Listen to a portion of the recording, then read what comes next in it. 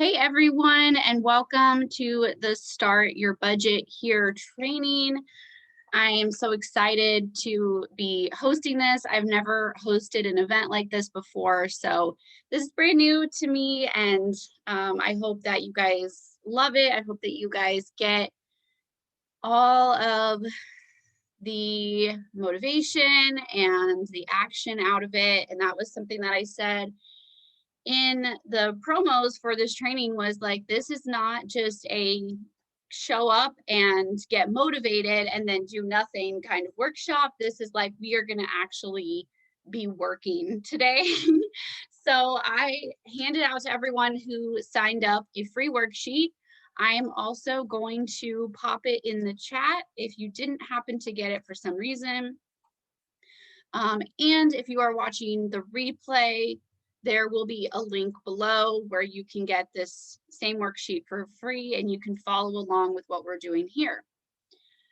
And I really want this to be interactive. So for those of you who are here live, feel free to pop any questions in that you have as we're going through this. There are going to be a couple of times where I'm going to ask you, what are some of your examples? So those of you who are here live, feel free to pop your responses into the chat, and as well as any questions you have as we go. Let me see. I am going to start screen sharing as soon as I get this page situated. All right.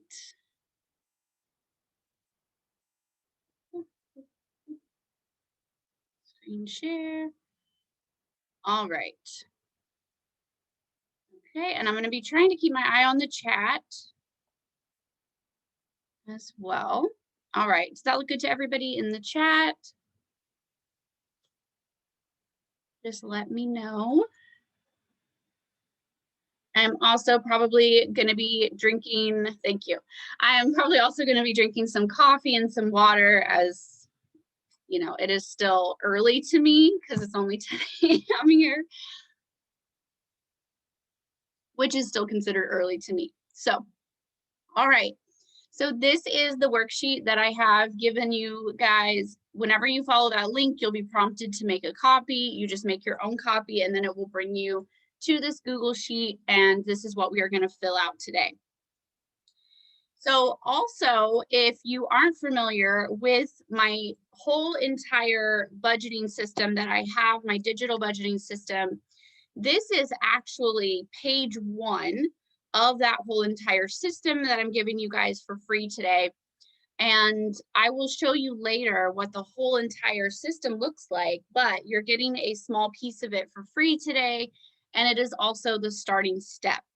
So this is the worksheet that when I'm on my one-on-one coaching calls and we have a 90-minute setup call, this is what we're doing, is we're walking through this start here page and we're talking through all the different scenarios, and I'm asking the client the questions, and we're really filling this out. So this is basically, not only are you getting a free page of my worksheet, you're more or less getting a coaching call. The only difference is that we're not speaking directly one-on-one, but this is essentially what I do on the first the first actual coaching call. So I was very excited to share this with you guys, to make this available to everyone. So there are a couple directions on here. These worksheets are super amazing and way smarter than I am. My amazing friend Megan made these, and she is just a tech genius. And so there are some directions on here. The white cells are intended to be edited and the gray cells are intended to not be edited because there are formulas in them, as you can probably see here. And if we corrupt any of these formulas, the worksheets will lose their magic, and we don't want that at all. So that is basically the idea here. Hang on just a second. Good. Okay. All right, sorry. I just got this super weird fear that I wasn't recording, but I am. It's okay. I've done that before. Okay, so there are also locked cells, and if you try to type in them, errors will pop up. And this is the same for the whole entire digital budgeting system. And that is what protects the magic of the worksheets. So step one here, and what we do is we go in and we list our income. So those of you who are here live, if you're on a computer, you can actually bring this up in one screen and then bring Zoom up in a separate screen, which is what we do on our coaching calls. And then you can kind of follow along if you're able to. And let me know if you have any questions along the way. So the first thing we do is list out our income. Take note of your various income sources. These can be your regular salaries. These can be side hustles. These can be child support. And usually I recommend having like a miscellaneous or an unexpected or some kind of, extras word like that, because there are things like, hey, we've all been getting like stimulus checks, right?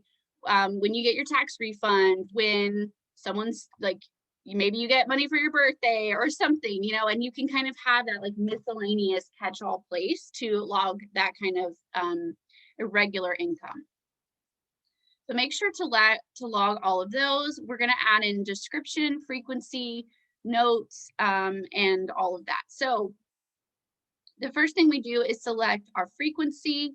And let's just say that you get paid bi-weekly. And you can see here that it's going to automatically pop up 26. And then you can do a quick description. You can be like, my paycheck. And you can call it whatever you want. And then a good place to have a note here is say, well, yeah, I get paid bi-weekly, but which weeks, right? So you can say, okay, I got paid on Friday. So let's say you got paid yesterday.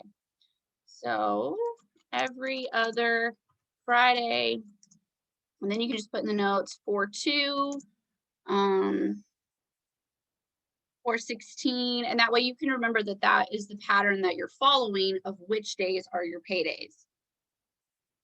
Okay, and then you can do an estimated amount per frequency. Of course, sometimes we don't know for sure what our paychecks are going to be. A lot of people, they work on commission, they work in sales, they, maybe you're a real estate agent, and it super, super varies, any kind of thing like that. If it does vary, that's okay. This is really just for you to be thinking about it. Okay, what is an estimated amount? And if you don't know, we can leave it blank, because I always say that the only person that is going to see these worksheets are you, maybe your partner, maybe me, if we're doing coaching together, and that's it, right? That's it. There is no personal finance police that is going to come get you, that is going to like audit your budget. Like, that's not a real thing. So this is just for you, okay? So there's not any rules. And if you need to like write in the notes here, you're like, I don't know, sometimes it's $1,000 and sometimes it's $2,000, and you just want to like put a note here, that's totally fine, okay? So let's just say this person does know what their estimated paycheck is going to be. Let's just say it's, I don't know, $1,500. Okay. For some reason, that's not doing the math. I probably broke it. So I say don't break the formulas, but there I go. Okay. What it should do here basically is multiply that one times that one. Oh, that's because of this one. There we go. Yeah, I probably broke it when I was setting it up. Okay, my bad. Okay, so you can just change in here if you want to, where it says, it should be C18 right here. Yeah, I probably didn't double check. That's because Megan didn't make this one. I made this one. Okay. Let's just say this is your partner's paycheck. And they get paid monthly. So it is, let's just say, the 1st. And they get paid $3,000 because they only get paid once a month. Change that to C19. Okay. And then if there's any errors in this, I can fix it and send out when you get the replay, you'll get a fresh version so you could, if there's any other mistakes. Sorry about that. Okay. And then you could do whatever else you have, side hustles, like I said, child support, anything like that. If you, for varying income, use a good average, okay? Like I said earlier, like I don't know exactly, but this could be a good average. If the frequency varies, but you still want to put something in here, what you can do is just, like I've talked before about how my husband's paycheck is super all over the place. It's like a 4-week check, then a 2-week, then 4 weeks and 2 weeks. So for ours, I just put annually, and I just put our estimated annual amount here. And like I said, this is just for your records, okay? There's no right or wrong way to do this necessarily. Okay, this is the error message that will pop up if you try to change something. Okay. Does anybody have any questions about that?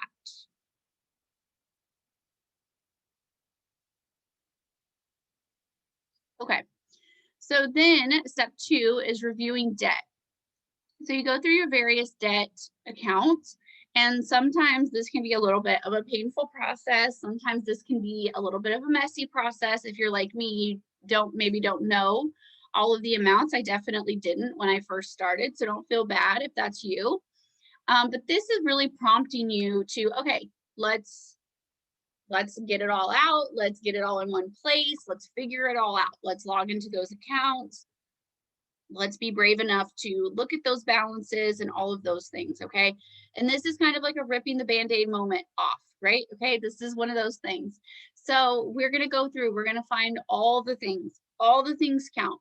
Mortgages count, okay? Vehicles count, student loans, medical debt, anything that you have in collection, credit cards, of course, anything that you owe someone personally. Maybe you borrowed money from a family member or friend and you owe them money.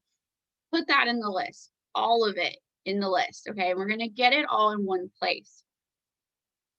Also note that if you need a debt calculator, if you're gonna use a debt calculator, I personally love to use the Easy Budget debt calculator. If you're interested in that, let me know. I do have an affiliate link for it. I use it with my coaching clients. It's amazing. Remember that if you are gonna use that, you need to know your interest rate. You need to know your minimum payments, okay? So you can get that out. If you don't know all of it right from the get-go, that's okay, okay? At least leave yourself a blank spot and come back and fill it in later. So you can give yourself the institution, maybe it's like, I don't know, Wells Fargo, for example, and you just want to be like house, and you want to do your interest rate and your starting balance. I don't know, I'm just going to make some numbers up here. Your minimum payment is $1,500. And you could write a note here if you want to. Sometimes the notes are really good for like credit cards, or maybe you have like a store card or something that's like 0% for a certain amount of months. Maybe you want to write a note here or something like that. Like student loans that are in forbearance right now, that'd be a good place to write a note. So just go through and do all of these. Wow, I did not mean to make that 1,000,000. I mean, okay. Any questions on these? If you don't know, like I said, just come through and give yourself a blank spot. If you're like, okay, I know I have a Visa credit card. I have no idea what the interest is. I have no idea what the balance currently is. I know that my payment is 207 and that's all I can remember. Go ahead, fill it out. And then later today, or maybe tomorrow when you have more time, come back and fill it in, okay? Sometimes there's going to be, student loans. If you have a lot, it's going to be messy, but this is the time to get it all out. All right. If you don't have enough spots, don't take that as discouraging. Come in and just add yourself some extra lines. Okay. All right.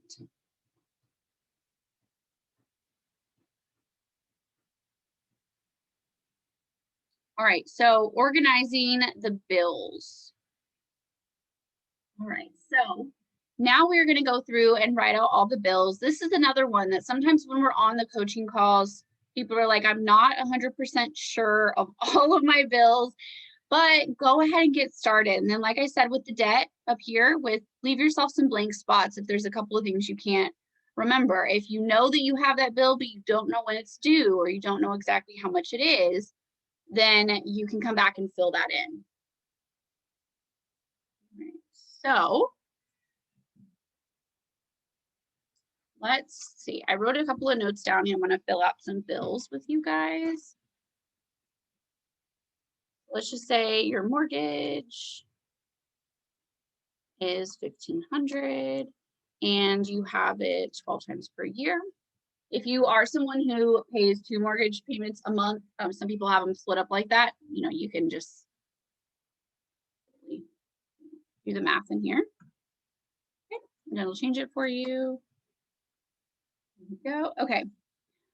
Or if you have rent, another thing to think about is whether or not your house insurance and your taxes are rolled into your mortgage or not. So if they're not, make sure to list them separately. Other things are HOA fees, things like that, or if you pay rent, obviously, go ahead and put that in there. Then another thing I like to think about is, okay, we listed out these debts up here and we listed out our minimum payments, right? So anything that we have as a debt is also a bill, right? Because we do have to pay those minimum payments, unfortunately. So we're going to go in here and list those. So our car payment, pay 12 times per year, and maybe we don't remember the due date on the car payment, and we can leave that blank and we can come back and fill it in later. It's okay. Just remember that it doesn't have to be perfect to make progress. And I think a lot of people will get hung up on that. Like, well, I don't know every single bit of information, so I'm not even going to start. That's okay. Just start, just put it all down, and then you can go back and fill in the missing blanks. This literally every single coaching call, there's something, every single person has something that they have to go back and do. So it's totally okay. All right, let's see. Let's say your student loans, maybe they're due on the 1st, but maybe they're in forbearance right now. And you can just kind of, maybe if you want to make a note, there's this really cool feature where you can right click and you can do insert note, and you can say start payments in October or something like that. Okay, and then you have that little note. And so then when you hover over it, it will pop up. Okay. If you do have multiple student loans, make sure to break them down if they are in separate payments and kind of differentiate them in some way. Maybe give them a nickname or like the last 4 of the account number that's on there or something like that. Also make sure that you do your credit cards. We said our credit card payment was $207. This one's due on the 5th. Okay. I just go through and list all of those. Then other things to think about are your insurance. Like I said, if you don't have your homeowner's insurance rolled in with your mortgage, make sure to list that out here. Also think about your car insurance. Do you pay a separate life insurance? Things like that. So make sure to list all of those. Let's see. All right, then we'll think about things that are kind of like utilities. So we have maybe your cell phone, internet, your electricity. And you can actually list out, again, there's no rules on how you list these out. So if you want to list the specific electricity company that you use or internet, you know, say your cell phone, you want to say specifically Verizon or AT&T or whatever you use, you totally can do that. Again, there's no rules. This is for you. Maybe you have a gas bill, like your propane, natural gas, things like that. So trash is another one, your garbage. And a lot of people, it's not uncommon for trash or water bills to be every quarter or every other month. I don't know. Trash and water, they like to make it complicated for a lot of people. So that is another one. Okay. What we're doing, say your trash bill, that's probably the one I've seen the most common, is due quarterly. My mom's every 3 months, super annoying. It is super annoying. And a lot of people get hung up on just that little speed bump. And they're like, oh, that's difficult. I don't know how to do that. It's really common. So we can do, say it's due March, June, September, and December. And it's due the 30th of those months. So just make yourself a note here so you remember when it's due. Okay. And then say, well, you know, it's $70 every single time. So a lot of people get into this habit of they so badly want to have a monthly budget when a monthly budget actually really isn't that common. So I mean, it's not for everyone, right? So they will kind of squeeze it in. They'll be like, okay, well, it's 70 times 4 because they pay it 4 times a month divided by 12. No, you're making it super complicated. Okay, it's $70 every time it's due, and you pay it 4 times a year. Okay, it's that simple. So then when your budget comes to, okay, wherever March 30th falls, wherever June 30th falls, we're just going to plug in that $70. There's no sense in trying to make it fit into a monthly budget when it just doesn't fit into a monthly budget. Okay. And most of the time, something as small as like a trash bill or a water bill, it's not life altering to just kind of have that bill once every quarter, right? As long as you're anticipating it and you're like, okay, I know that in June I need to anticipate an extra like that $70, and you're going to have your budget planned out into the future, so it's going to be completely fine. Okay. Then there are other things to think about, like your subscriptions. Okay. And we all have subscriptions, and don't try to not put them on your budget because you're embarrassed that you have them or you feel guilty that you have so many. I've seen that really common with my coaching clients. They're like, oh, I don't want to admit to Sami that I have Hulu and I have Netflix and I have Apple Music and I, all these things. And they're just like, oh, I don't really want to tell you that I have this many. Okay. That's between you and yourself. Okay. If you feel guilty about it, maybe that's something, but I don't care how many subscriptions you have. I'm not the subscription police. If you have them, if you pay for them, if they're important to you, put them in your budget. Don't just leave them off because you feel guilty that you have them. Okay. If you feel guilty that you have them, then why do you have them, right? If you have them, list them. Okay. So I'll be honest, I pay for Pandora and Spotify. I pay for Hulu and Netflix because they're different. And to me, I value it. I pay for it. There you go. So make sure to list them. Again, sometimes we're not 100% sure on the due dates, especially these smaller ones. It's like Netflix or Hulu. We're like, I don't know, it's $8 or $14 or something, and it comes out at some point. That's okay. You can go ahead and list them, and you can come back and fill in the due dates if you're not 100% sure.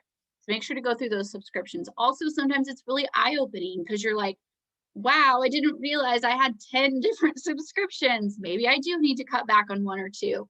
And this is just a really good place to kind of get all of that out in the open. A lot of times we'll come through and we'll write out a couple of things, and my clients will be like, hey, can you make a note that I need to go in and cancel that subscription because I actually don't really use that anymore? And we'll definitely do that, okay?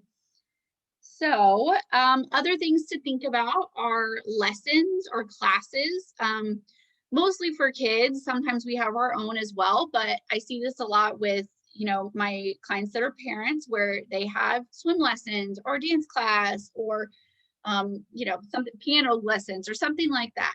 So list those out as well. So we're just going to say lessons, and let's see, however, maybe you pay them weekly on Thursdays, whatever it is, write out your note. And all of that counts as a bill. Okay, we talked about irregular with the trash, but other things to think about are, like Amazon Prime, for example, a lot of people will forget if they do an annual subscription to Amazon Prime. And that $120 can throw you off if you forget about it, right? So if you remember that you have it, go ahead and list it. Maybe you don't remember specifically when it comes out, write it down, then take a second, go log into your Amazon account and look it up. Okay, mine is in April. Mine is coming out of this budget period. But I have it listed, so at least I don't forget it. And I love it, so I pay for it, right? And that's what it's all about. So, just kind of racking your brain through, are there any like irregular things like that?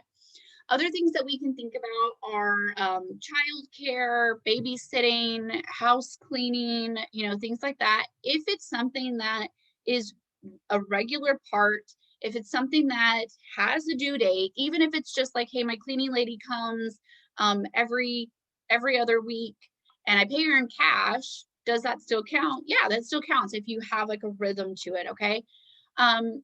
There is kind of a gray area. And again, you make your budget work for you. Sometimes where I'll see people say like, okay, I have a babysitter, but it's not a regular thing. It's just kind of like when we have a date night or when I just need a day.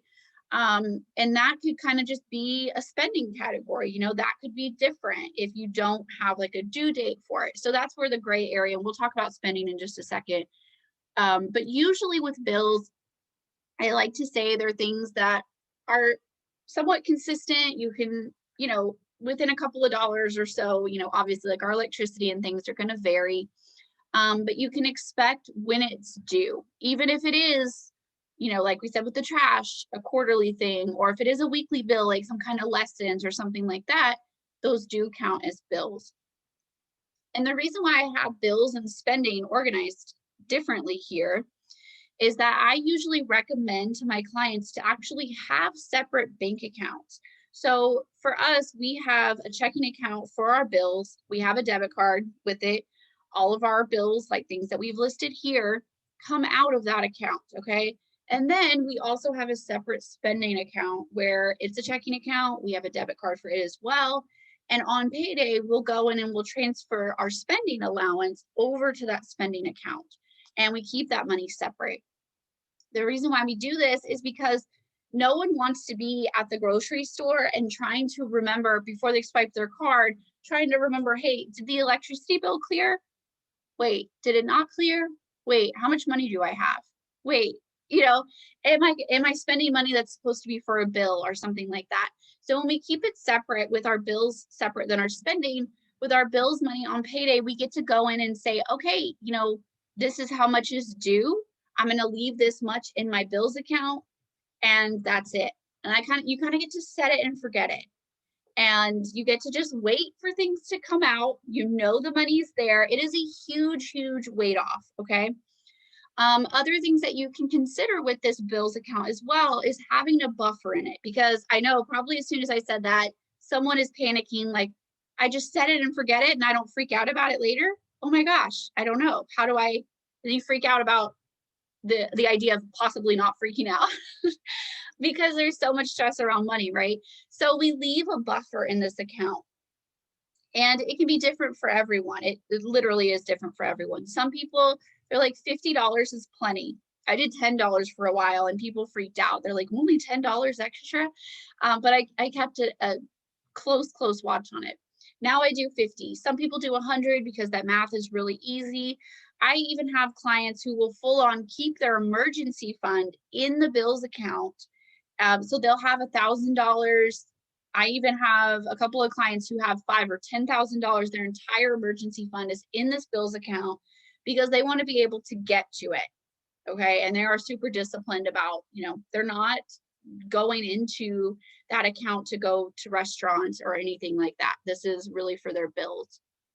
So that's something to think about as well. Does anybody have any questions about the bills section before we move on? Any comments, any bills that you're questioning, like how do I list this or anything like that?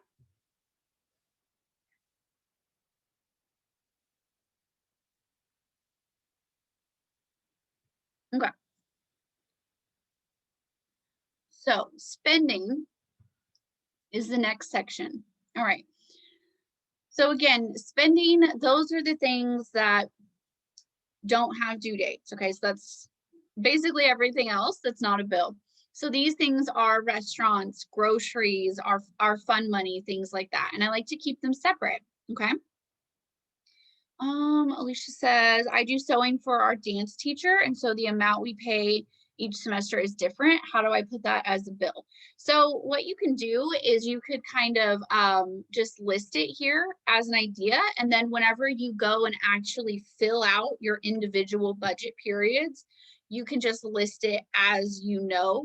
It's like as soon as you know what it's going to be, go in and change the amount. That's another thing people get hung up on is things like our electricity. Everybody's electricity varies unless you're on one of those like scheduled plans, I guess. But for the most part, which is it's kind of the same situation here. She's saying like sometimes her dance lessons vary. So what you'll do is you'll go in and you're like, okay, I have my March budget planned out. I have my April budget planned out. And right before you know, you can go in and change that amount. Does that make sense? You're allowed to change the amount. It's not okay, this is the amount and it's set in stone and it cannot change. It's allowed to change. It's a living document that we should be going in and updating and changing. So as soon as you know what it is, then you can go in and plan for it. Yes. Okay, perfect. You're welcome. Yeah. Yeah, don't ever feel like you're suffocated by your budget. You're allowed to go in and change things, and actually you should go in and change things, because if you don't, that means that you're getting really passive with it. That means you're not checking in. And there are lots of things that unfortunately, like my internet bill will just randomly go up a few cents or something.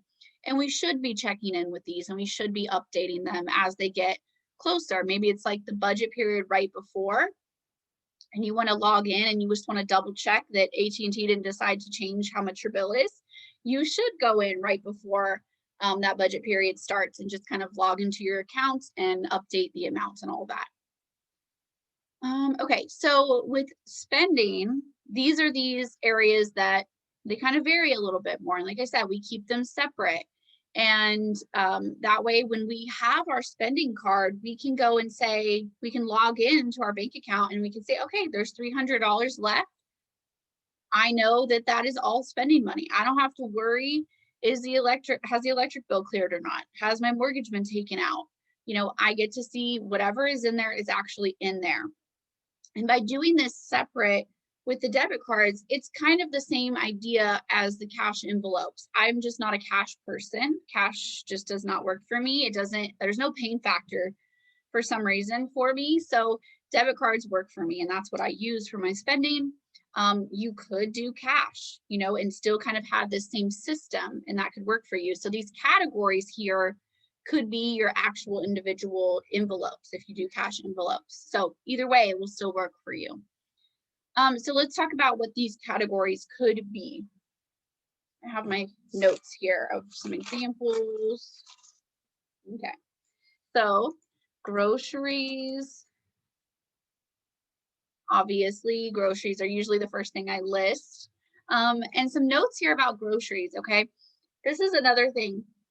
I always encourage to make your budget as simple as possible, because the simpler it is, the less overwhelming it's going to be, and the more likely you are to actually stick to it, right? So with groceries, for me, I'm going to get everything either from Walmart or Amazon. That's just me. And this is going to include all my toiletries. This is going to include my makeup. This is going to include cleaners. This is going to include my cat and dog food. It's going to include all those things. And it's either going to be from Walmart or Amazon, and it's going to be all mixed in. I'm going to get toilet paper in the same grocery trip that I get food, right? And I'm not going to go in and take my receipt and highlight different colors, because I don't have time for that and I don't want to do it. So I'm going to lump it all in. I'm going to put it all together. So my groceries include actual food. They include my toiletries. They include my cleaners, include pet food, makeup. It includes everything. Okay, that's just me because I don't have time to piece it out and I don't want to. So it's really simple and that just it includes everything for me. Um, if you do want to do your pet food separate, for example, say you have a subscription to like Chewy or somewhere, and it is like billed separately, it does come out separately. You can do that. You can. Like I said, there's no rules. So you could do pet food, and that could be part of your budget. You could have it separate. Um, some people will get their cleaning supplies and things like that from also from a subscription. Maybe like you use Young Living cleaning supplies or something. You're like, well, I don't put that in with my groceries. I want that as a separate category. Great, you're welcome to do that. You know, you can do it however works for you. Make it realistic for how you actually spend the money. And everyone is different. Next would be gas, fuel, whatever you, petrol, whatever you call it. Name it what you actually call it. Okay. Same thing with restaurants. I always encourage everyone to name them what you actually call them. Some people call them restaurants. Some people call it takeout, fast food, whatever you want to call it.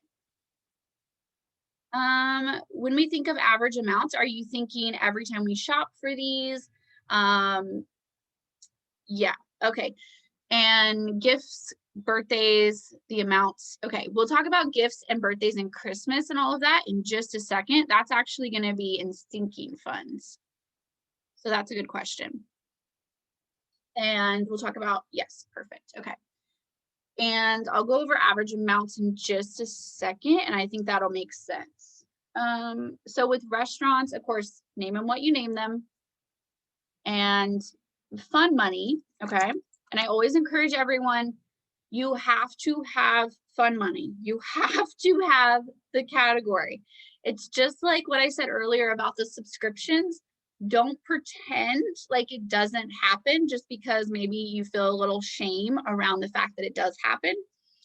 You have to have fun money. You have to have restaurants. Okay. You're allowed to have a subscription or a couple of subscriptions. Okay. It's okay. Make this how you actually spend your money.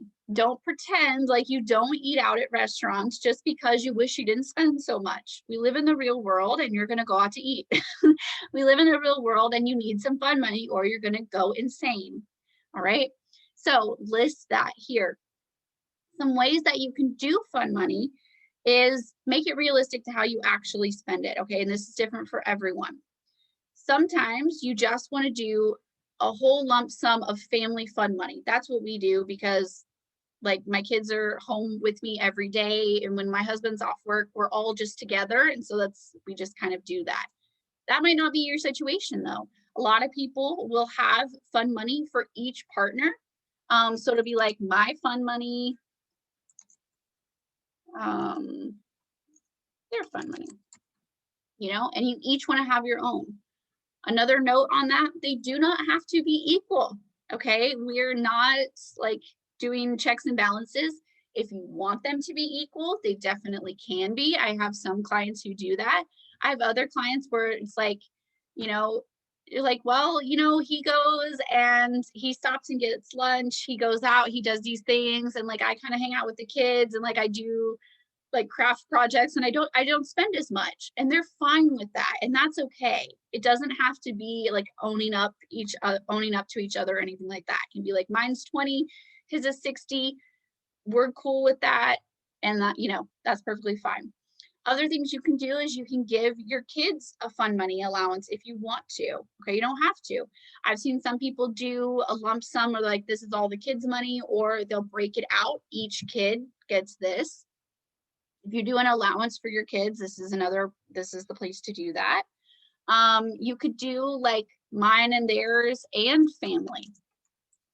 Again, there's not any rules. You're allowed to do that. Okay. Another thing you could do is pets. Pets kind of just, of course, this is just the perfect metaphor for our pets, right? Pets can sometimes fit in with your bills. They can fit in with your spending. They can fit in with your sinking fund. So some people will go up in the bills and they'll say, I have a standing groomer appointment every 6 weeks. and I go and I get my dog groomed, and I'm going to count that as a bill. Or my dog has medicine. I'm using real examples of my clients. My dog has medicine that I have to give to them once a month, like the first of the month. Okay, and they want to count that as a bill. But then there are other people, they're like, you know what, I take my dog to the groomer, but it's really irregular. It's kind of like just whenever they need it. That's what we do. Like once or twice a year, whenever he needs to go, we take our dog. So that could just be a spending amount. It doesn't need to be a bill if it's not like a standing appointment. That's where your budget needs to fit you. Or maybe your pet is super low maintenance and you're like, they hardly ever go to the groomer. And when it does happen, I'm just going to take it out of my fund money. It doesn't happen enough to justify having its own category. I get my dog food when I get my regular groceries. I'm just going to throw that in with groceries. They don't need their own category. So you make it work for you. Another thing that we can talk about is personal care. Okay, some people, they want to have a category where they could lump everything in, like getting their hair done, getting their nails done, you know, things like that. Or if you're like me and literally the only personal care you get is the makeup that you throw into your Walmart order and a haircut, I just put my haircuts as its own category. That's it. It's just plain old haircuts. I don't do anything else. If you have medicine that you get regularly, if you have like prescriptions, you might want to put medicines. Or if you want this to be, if I could type, that would be great. If you have prescriptions and vitamins and supplements and whatever else, and you have like a bunch of things and you just want to lump it all in and it be health, that could work for you as well.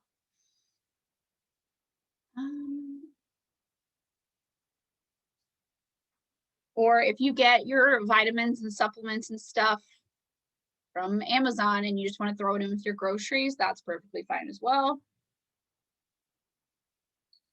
Let me see.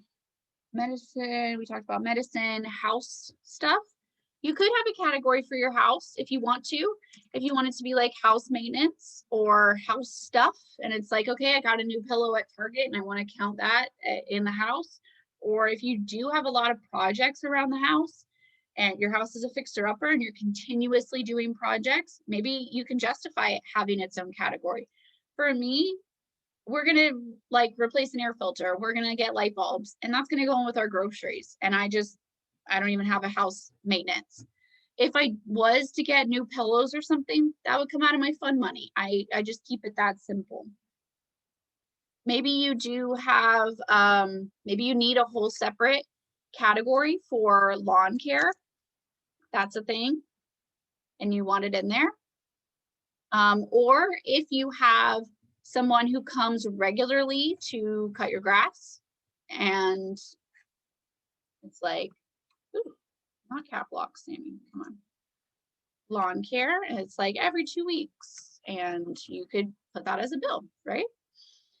Brian said, where was psychotherapy appointments that are not regularly scheduled go under spending? Yeah, they definitely could go under spending if you want them to, and you could make that as in part of your health, or you can make it like, hey, this is my therapy category, and when it comes up, I put money in it. And some weeks it's zero, other weeks it's the full amount. Yeah, definitely. Like with my haircuts, before COVID, I was going every 6 weeks and I still kept it. It was really scheduled, but I still kept it as a spending category. And it would be the weeks that I'm not getting my haircut, that amount is just zero. And then the weeks that I am going, that amount's like $50, right? Yeah, definitely. I have other people who will do, we mentioned earlier, like things like Young Living. Okay, that's a big thing for a lot of my clients. And the amount varies, right? So they'll just put it sometimes as a spending amount. And the weeks that they don't order, it's going to be zero. The weeks that they do order, it's going to be like $100, right? And then you can just make a note in here and you can say, like the 5th of the month, I think, or something that a lot of people order. So 5th of the month, 5th every month, and you can just kind of make a note there, right?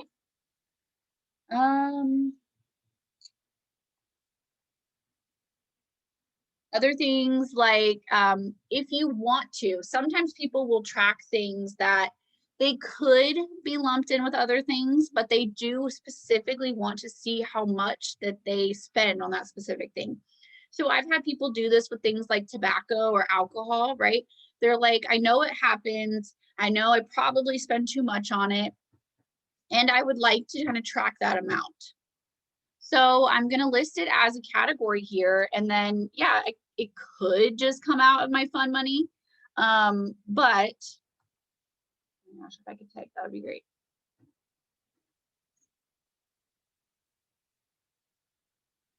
But they're like, okay, it could just come out of my fund money, but I want to specifically track this because I want to see how much we're spending on this habit, right? Would you recommend more or less categories? We can buy our dog food at the same store we buy our groceries, but we buy food bi-weekly and we buy dog food bi-monthly. So yeah, I think I kind of have these limited amounts here because I think this right here is 11. I think we have a couple more on the actual full version, but I do think that it is a good rule of thumb to keep it, like 10 under, 10 or 15 categories just for simplicity. So you're not overly organizing things. But in your sense, if you're buying them at the same place, what I would do is you can just, when you're planning out your budget, go in and say, okay, my bi-weekly food budget is $200. And then the times that I do get dog food, maybe it's going to bump up an extra $50. So you have it planned out and it's like 200, 200, 200 when you're planning it across, right? All of a sudden it's 250, 200, 200, 200, 250. Does that make sense? And so the amounts are allowed to change. So that's something that we can do as well. Yeah, great. So the same thing with like Young Living, for example. Sometimes it's going to be 0. Sometimes it's going to be 100. Same thing with your groceries. Another note on that is that sometimes people will bulk shop. That's a big thing. Is maybe they go to Costco or Sam's and they do like a lot of bulk shopping, and then they just kind of go to the regular grocery store to kind of fill in between. So sometimes they want to have a Costco category because they're like, I need to make sure that I'm setting that money aside every month or every 3 months. I'm going to go to Costco. I'm going to drop like $300 or $400, and they want to have that separate category. So that Costco category is going to sit there at 0 for a lot of the budget periods, and then all of a sudden it's going to be $300. Or they don't feel like having that as a separate category and they want to lump in those bulk shopping trips at Costco with their regular groceries. So the regular groceries are going to be 200, 200, 200. All of a sudden it's 500. And that's okay. That's okay. So you can make that note in here as well. It's like it includes Costco bulk. And sometimes it's just more expensive. Another thing is tithes. If you do tithes, you can do that in here. I've had some people do them as a bill. If they do contribute like a certain amount, a lot of people will do a percentage of their income. So it will vary, and sometimes they would rather it be out of their spending money. So you can do that here. And again, if it varies, just go in as soon as you know what your pay is going to be. Say you do 10%. As soon as you know what your paychecks are going to be, you can come in and make this amount. So maybe it doesn't necessarily have an average amount. You would just put like, okay, we do 10% or something, or we just do whatever we want to do. Other things are if your kids have an activity and you specifically want to have a category for that. Like I have a lot, thinking of one of my clients that her kids do baseball. So she's like, we need a whole entire baseball category because I feel like we're constantly buying new gear. We're constantly like paying for the tournaments. We want to set aside extra money for different things. So they do, I think her son does like pitching and hitting lessons, but it varies a lot. And it's just kind of like whenever he has time. So she just does it as its own category here and then just changes the amount for whatever is coming up. Any other questions about spending? Anything specific? Like you guys had like the dog food questions, and those are great questions. Those are super common questions too. So don't feel crazy if you ask questions, because you're probably not going to be the first one to wonder whatever you're asking. And then I always like to do an extras category. Every single person needs an extras category, okay? And this is, you think right now, I don't really need an extras. I have all my categories. There's going to be something that comes up and you're like, where does this go? I have no idea where I need to list this. That can just be your extras.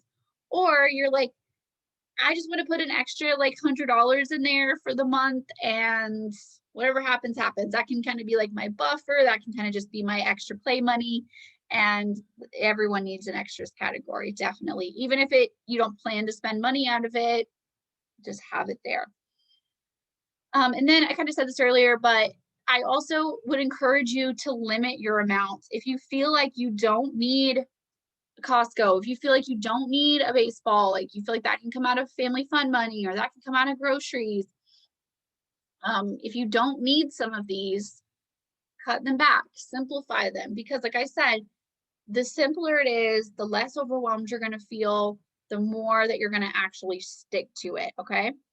So something about the average amount, we actually don't have this column here on the paid version of the worksheets, the full version, because I don't want people to get stuck in that mindset, kind of like we were just talking about with the dog food, of like, oh wait, it has to be the same amount every single time. I don't want you to be stuck in that mindset. But for the sake of just this freebie worksheet here, it's a good idea to kind of start thinking about it. And it can be a range where you're like, okay, when it's a really kind of just a pantry, eat whatever's in the pantry kind of week, we spend $100 on groceries. When it's like, man, everything is low, we spend $300, and that can just kind of be, it can just kind of be a range. I don't want you to feel like you're handcuffed to an amount, because that's definitely not the idea here. It's just kind of get your gears turning and think like, sometimes we spend this, sometimes we spend that. And it might be something like gas that's super predictable, and you can kind of have that. Haircuts, you can be like, sometimes it's zero. It's like every 6 weeks. And when it does happen, it's $50, but it's not every single week. So just be thinking about that, but also don't feel like you are suffocated by these amounts. They're definitely allowed to change. I hope that helps.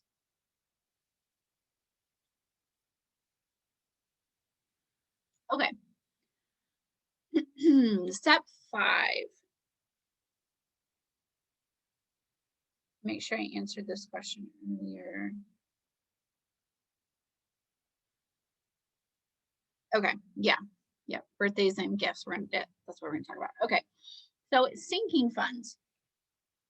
I feel like sinking funds are kind of that best kept secret of the budgeting world, that I feel like the average person doesn't know about them, and they're the best. Yeah, they're my favorite. They are, because I feel like they're the secret sauce, the make or break of the budget. Because a lot of the times, these are the things that get forgotten. These are the areas of our budget that like sneak up on us, even though we know when Christmas is happening, we know when our family's birthdays are, but we let them sneak up on us because we're like, well, they don't really fit. They don't really fit in the spending. They don't really fit in the bills. That's why we kind of have this own section for this. So these are those kind of irregular things. Those are going to be things like holidays, vacations, anything that you would need maintenance or repairs on.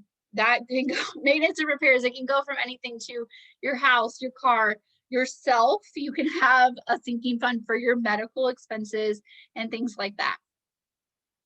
Okay.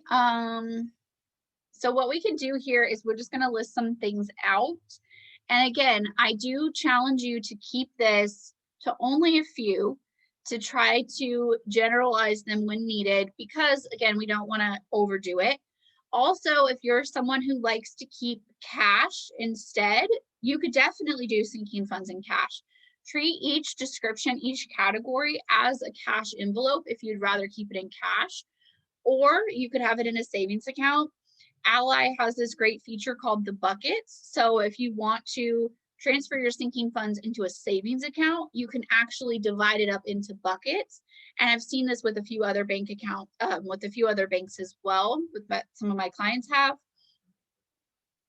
Or if you're like me, I like to have this as a debit card, because when I'm out Christmas shopping, I want a debit card to swipe. When I'm going to get my oil change, I want a debit card to swipe. So I like to have it as a checking account. So actually, yes, I do have 3 checking accounts. I have bills, spending, and sinking.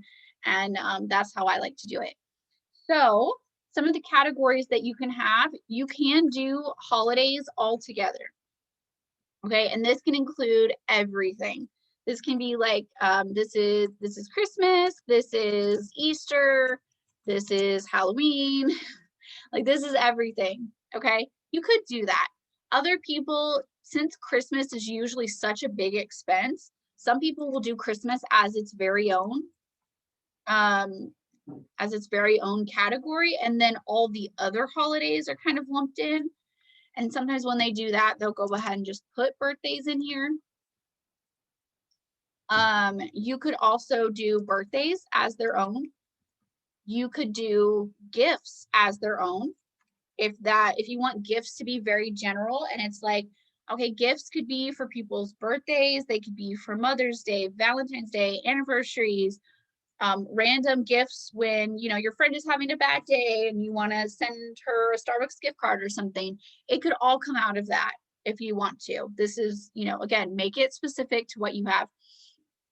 I like to do, for me personally, I have Christmas as its own, and I have girls' holidays, which would be anything that I would buy for my girls. So that would be like Easter, Halloween, their birthdays, things like that. Would just like go in there. And then I do have a separate category for gifts, and my gifts actually lump in Mother's Day, Valentine's Day, things like that, and kind of like my charitable gifts. And I just kind of think of like when I do a donation to, a fundraiser or whatever is going on, I consider that kind of a gift. So that comes out of my gifts budget. So just an idea. Or if you would like to have gifts in your spending, you could do gifts in just your regular spending if it's something that is like, it's super common. I actually had one client who was like, I work in an office and I feel like we're constantly chipping in. It's somebody's birthday. It's somebody's like, been with the company 10 years. We're going to all chip in for flowers or something like that. And she's like, I feel like we're constantly chipping in for something. So, buying a teacher gift, something. So she felt like she needed to have a gifts category in her spending to always have something there. So again, you make it work for you. Okay, let's see what else.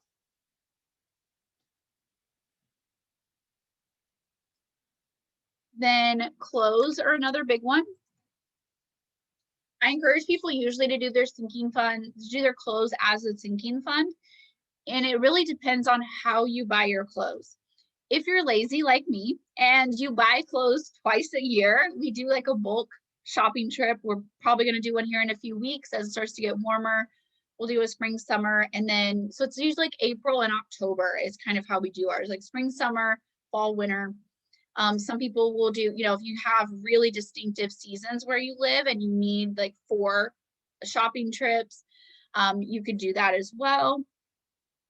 If you are someone who's like, okay, I just randomly bought this shirt at Target when I was there, you could let that just come out of your fun money up here in spending. If you are someone who's like, I feel like I'm constantly buying clothes, make yourself a clothes spending category if that's something that you're consistently doing. Most people, though, will have it just as a sinking fund. I've also seen people with their clothes, they'll lump in, it's like clothes, shoes. Sometimes they'll even lump in back to school supplies. You can do that in the same category if you want to. Vehicles are another thing. This could be maintenance. This could be your registration, oil changes, saving up for tires. It could be any of that stuff. Maybe you know that you need a big repair and you're like, okay, it's going to be $2,000. I need to get it in the next 3 months. I'm going to kind of do a sinking fund and set money aside until then. You could do that in here as well. Your house maintenance, you could put that in here. If it's like, I don't know what I'm going to need, but I know that I'm going to need something. So I'm going to start setting some money aside, and it can be that. We'll talk about amounts in just a minute of how much to do. Also, if you have a lot of house projects, I have a lot of my clients, you know, they're doing projects around the house. They're doing, maybe their house is a fixer-upper, things like that. They're like, I'm constantly doing projects. I'm just going to sink money into this account, and then it will be there when I actually need it.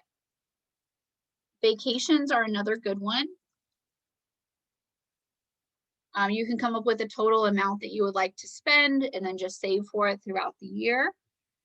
Kids' activities are other things. Sometimes if you have big registration fees, or like when my girls were in dance class before COVID, we did a sinking fund for girls' activities as well. And it would be things like where we would have money set aside for soccer registration, for dance recital fees, for when we had to buy their costumes, when they needed a new dance t-shirt for the parade, things like that. It would be like constantly little things. So we would just kind of have money setting aside for that. There, you could also do big purchases that you're just like, I don't really know where this fits in. I need like a miscellaneous. Sinking fund is that place for you. So it could be like, one of my clients, she was like, we do a big beef purchase where they buy, I don't know, like half a cow or a quarter cow or something like that. And they drop like $800 to do this. And she's like, I need to save up for that. So we do a sinking fund for that. Another client where she has flood insurance and she has to pay it once a year. And it's a pretty big bill. And she doesn't want to, you know, set it aside right here in the bills like we did for Amazon Prime, because it's not $100, it's like $800. And she wants to do a sinking fund for that. So you definitely could do that. Yeah, big bills, big purchases. Medical is another one where you're like, I've got to have some money set aside for when I do need that medical stuff. Pets are another one that you could do a sinking fund for. This is kind of a good thing for, it's like, I'm just going to set some money aside for, you know, their yearly checkups, their shots, or God forbid they do get sick, you know, and you need that money set aside. This is a good place to do that. Anybody else have any things that they think might be a sinking fund or question about that?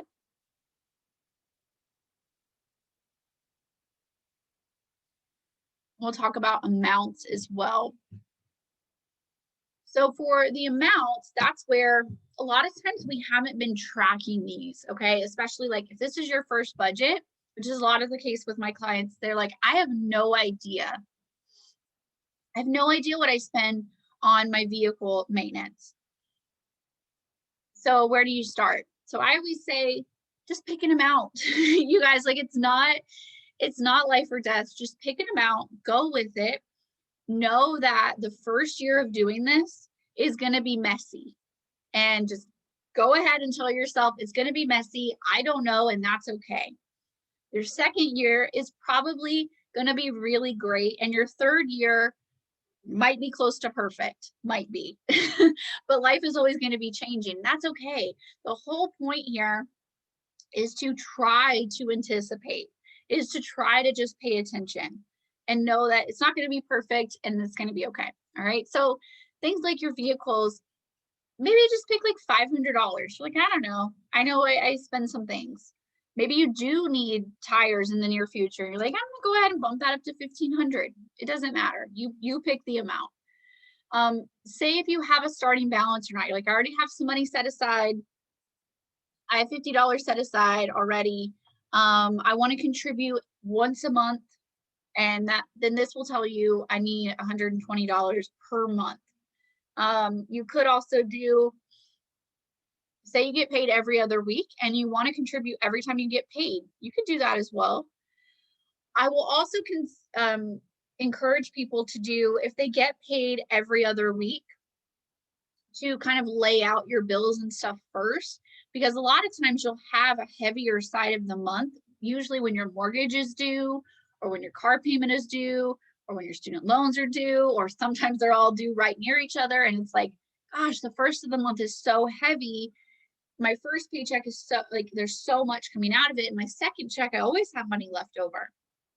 So then you could do your sinking funds on that second check, and just do them, once a month if you need to. Or sometimes we'll have where one partner gets paid once a month and the other one gets paid every other week. So it's like, okay, this is the bigger pay period because you're both getting paid.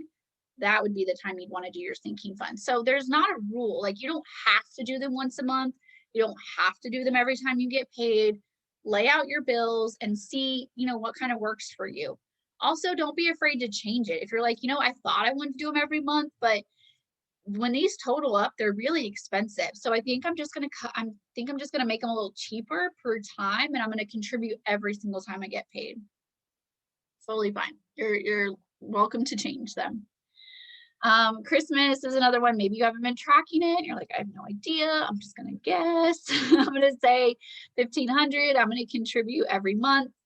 Also, they don't have to be the same as each other.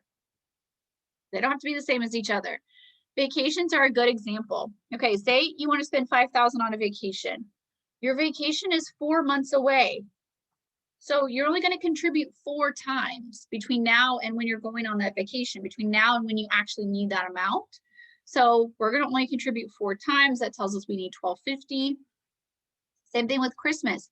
Make sure you're not just idly saying, oh, I'm just going to contribute once a month. If you need this $1,500 by November, you better be counting how many paychecks are between now and when you're going to start Christmas shopping. Okay. If everything else is 12, you're like, oh, wait, I only have nine more paydays until Christmas. Make sure that you are making that contribution correct. Okay. Look at the calendar for when you need these things. Same thing with clothes. If you don't know, a lot of times we don't know because we just buy clothes. We don't think about it. We've never tracked it before. Pick an amount that you would like to spend. You're like, okay, well, I'm going to buy the whole family clothes. I'm going to spend $500.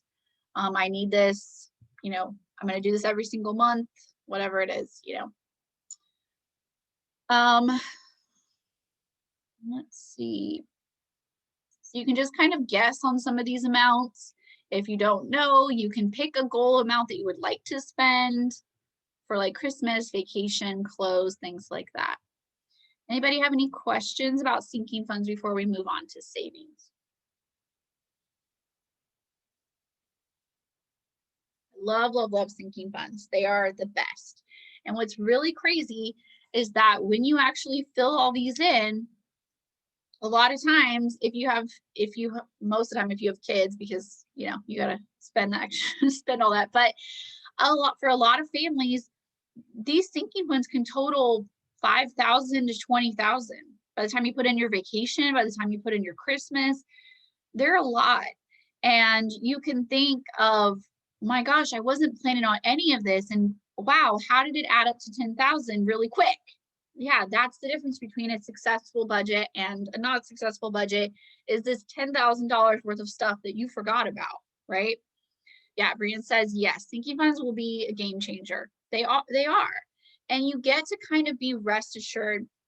A lot of my clients, like, they'll have kind of like a deep breath moment where they're just like, okay, that feels better, And that is a lot of times after we have the sinking funds planned, where they can just kind of, you don't have to worry. It's one more thing to take off your to-do list where you're like, I know Christmas is going to be taken care of because I'm setting money aside. You get to kind of take that off your mental to-do list and you're like, I don't have to worry about it anymore. It's set up, it's going. I know it's going to be there when it gets there, and I'm good.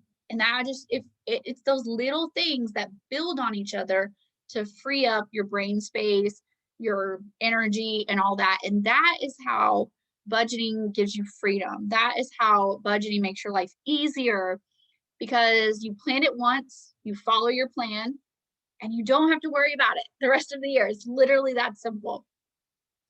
That is how it makes your life easier. Okay, so establishing goals is step 6, and this is basically savings goals. So you can plan out your next few savings goals. Of course, you want to have your emergency fund. That's always the first thing that I say to put here. Everyone needs an emergency fund. I don't care how much it is, but I care that you have one, right? Everyone needs an emergency fund. So another thing with emergency funds and savings goals in general is that they're allowed to change. They're allowed to grow and evolve, okay? If $1,000 is all you can save right now, if that is a good emergency fund for you now, if that is a good starting point, that's okay. Just make sure that that is not where you stop.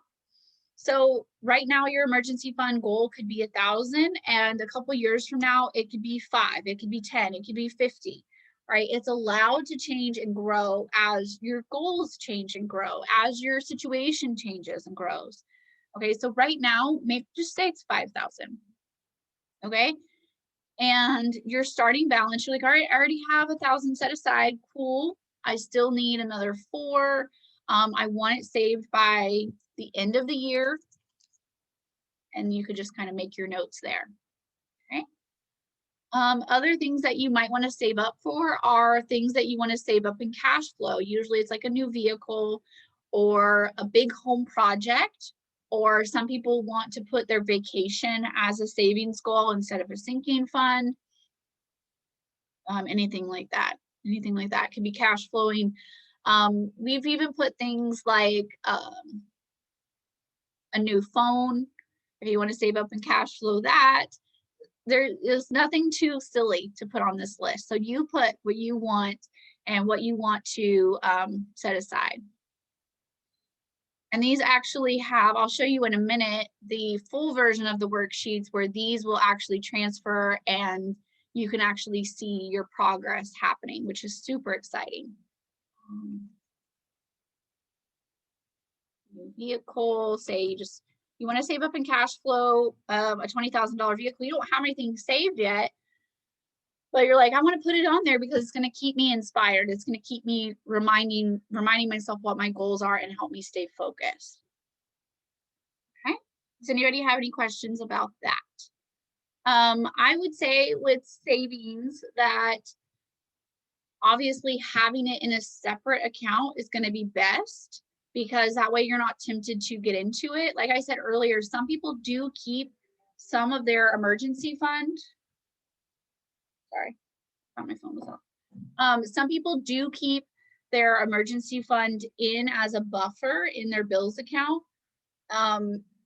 And they kind of work on that. Some people keep a little bit in their checking account as a buffer, and some people keep it separate.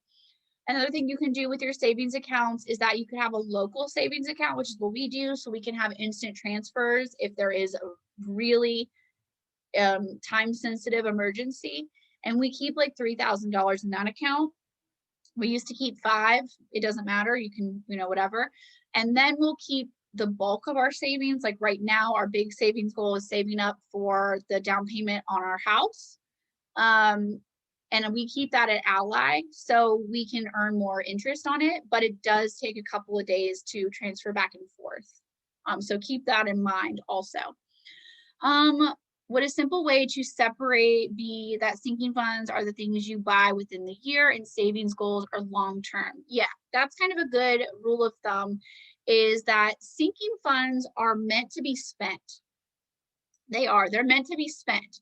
So it is a gray area. Sinking funds are a gray area between your spending categories and your savings. So they're kind of that like weird hybrid where you're saving for things, but also you're intending to spend that money at some point, right? Where your savings goals, more of like, you're going to let it pile up for a while, right? Like a long-term goal, like a house down payment or cash flow in a car or your emergency fund. Right, where it's going to be very intentional savings. And again, there's no right or wrong answer. So if you feel like I would rather, some people have replace appliances, they know their appliances are getting old in their house and they want to have that as a sinking fund so they can contribute little by little. Other people might put that as a savings goal. You know, it doesn't, again, there's not anyone who's going to come and, you know, like audit your budget. So whatever you feel like is right is totally fine. Also, there are going to be some options down here for step 7, where if you are interested in doing more work with me, where you can find these links, the worksheets that I'm going to show you in just a second, where it's like the full version. Of course, I have my budgeting course and I do have my coaching. My coaching is currently full, but there is a waiting list. And then obviously, if you don't follow me on social media, you can follow me on social media. I'm going to show you the full version of the worksheets. And I'm also going to give you guys a code.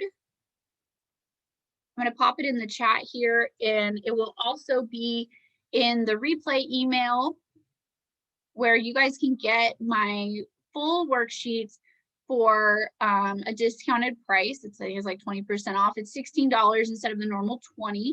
And you can get the full set of worksheets here. This code will expire, I think Monday. I think Monday is what I said. So these are the full versions of the worksheet. So you can see what we did today on this free worksheet is basically our start here page. There's a little bit more, but it's mostly the same. It does go into more of like assets because there is a net worth tab. But a lot of the things are going to be the same. And so you can just come over here and copy and paste a lot of this. If you did fill it in here, you can copy it and you can pull it over and make sure to do paste values only so you don't mess up any formulas. But if you do decide to get the full version of the worksheets, just know that you can actually copy over your work. So you're not going to lose what you just worked on. And so a lot of this stuff is the same. I want to show you how these auto-populate though. I'm going to just copy some of these over for you. And I'm going to do the same with spending real quick.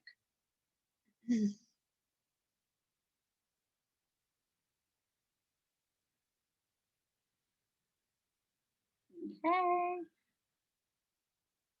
And then once we fill out this whole entire start here page, we go over to the budgeting worksheets, and we actually can fill in like our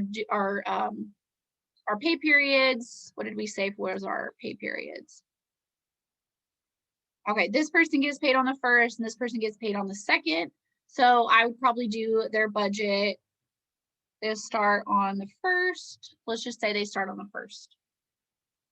April 1st to, I don't know, maybe they do a monthly budget. Okay, that's what they do. So you can fill them in here. They will auto-populate to the top for you. You can also, once you get farther in, these little things here will be like a shortcut where it will just pop you over to wherever they are, which is really handy when you're like, you know, halfway through the year or so. You can go in and fill in where there's gray, they're going to auto-populate. So what we filled in earlier, as far as like my paycheck, partner's paycheck, it would fill in here for you. Same with the bills. The bills are going to be now in drop down. So anything we put on the start here page is going to pop up into these drop downs, and it's super handy. With our spending, whatever we put on the start here page is going to populate over here, and you can see they do it again every single budget period.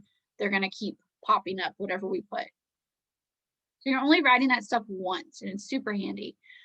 Same thing with sinking funds and savings trackers. They're going to auto-populate for us. And then you have a register here where you can come in and say, how did I spend my money? Was it spending? Was it bills? And it's going to separate it all for you. We also have a summary tab, which is going to help you with totals. There's charts that will pop up after you start inputting some data. You can break down your spending percentages. What percentage do I spend on groceries? What do I spend on gas, et cetera, et cetera. You can keep up with your current sinking funds. Then this goals tab is really cool. This is what I was talking about with the progress. So let me pop some of those in really quick. Some of our examples that we typed in. Okay, So we said we needed 4,000 still for emergency, 20,000 for our new vehicle. So we can go to the goals tab and we can see we have 1,000 and we have 0 currently. We can do like a current thing, updated on the 3rd. And it'll tell us we're 20% of the way to having our emergency fund. We're 0% of the way to having our new vehicle. It will also do your debt here, where you can say, you know, how much you still owe on your debts, and it will tell you the percentage that you are, say you know, your house is paid down a little bit. It will tell you that you're 2.6% of the way to having your debt paid off. They do go the opposite way. So savings is filling up, debt is shrinking down. You can also come in here, and when you entered your dates over here, right here, for your budget period, it will also pop up on your goals tab. And then you can come in here and plan out like, oh, I'm gonna have $200 extra. What should I do with it? You know, I'm gonna put it towards a debt. I'm gonna put it towards my Visa, or I'm gonna save it. I'm gonna put it towards my emergency fund, and your drop downs will pop up there for you. Okay, super awesome. You also have a net worth tab here where you can go in and you can log anything that you put in your assets. It'll populate it here for you. You can see how our debt's already populated here for us. And we can track what our net worth is. And it'll give us this handy little chart. It'll do all that for us.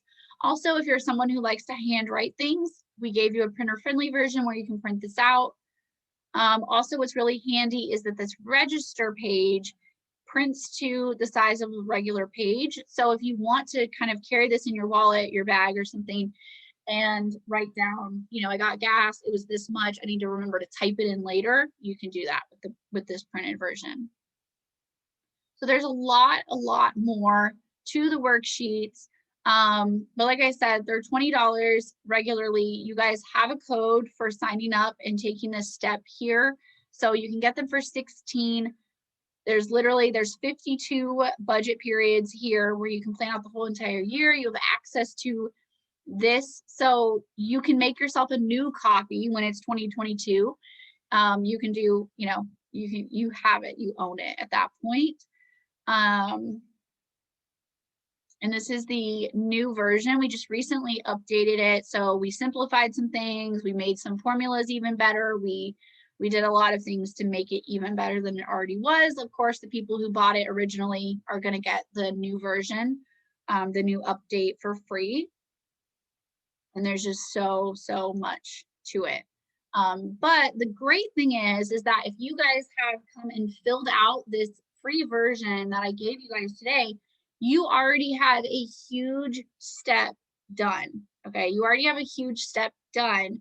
All the starting steps are basically done. And then you get to just go in and just, you know, do your budget worksheets, plan out what you're going to have for each budget period, what you want your grocery budget to be, your fund money to be. Remember that it's allowed to change and all of that. And then start logging your stuff. So you have a huge first step done, which is part of what I was saying in the promotional stuff, talking about on my stories and everything, was like, this will help you build confidence. This will help you be ready to move forward because you've already done a lot of the hard work here by doing this start here page, by doing this free worksheet that I gave you guys, okay? You've already done the scariest part, honestly. You've already done the scariest part. Anybody have any other questions? Anybody have any other questions? I'm going to stop screen sharing. I think that's really it. That's really great. I'm proud of you guys for showing up, for doing this. It's really, like I said, it's the biggest step. And just know that you've done the hardest part by doing this. You've done the hardest part already. All right. So any of you who are watching the replay, feel free to leave in the comments of the YouTube video if you have any questions, and I will answer them. You can always email me, of course, or DM me on Instagram. That's probably the quickest way to get a hold of me. You guys are so welcome. Thank you so much for coming. Thank you for investing the time in yourself. I'm proud of you for doing this and showing up If you have any of those blank spots like we talked about earlier, make sure that you go and do them. Don't put it off. Find the due dates, find the totals of your debt, anything that you need, and get the rest of it done. All right, so that is all for me, and I will talk to you guys later. Thank you guys so much. Bye, guys.